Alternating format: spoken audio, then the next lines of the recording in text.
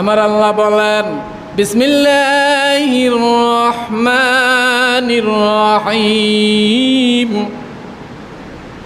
ইন্নাস সালাতা তানহা আনিল ফাহশাই ওয়াল মুনকার।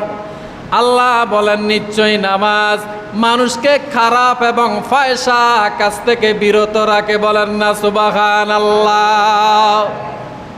যেই লোকটা নামাজ পড়িয়া চুরি ছাড়তে পারল না, যেই লোকটা নামাজ আদায় করিয়া সিটারি বাটপারি ছাড়তে পারল না, যে ব্যক্তি নামাজ আদায় করিয়া মিথ্যা কথা ছাড়তে পারল না, যেই ব্যক্তি নামাজও পড়ে জিনা বেবিচার ছাড়তে পারল না, জিনা বেবিচারও করে নামাজও পড়ে, চুগলখুরিও করে নামাজও পড়ে, সুদে টাকা লাগায় নামাজও পড়ে, বুঝতে হবে এই লোকের নামাজ আল্লাহর দরবারে কবুল হয় না। ঠিক না বা ঠিক?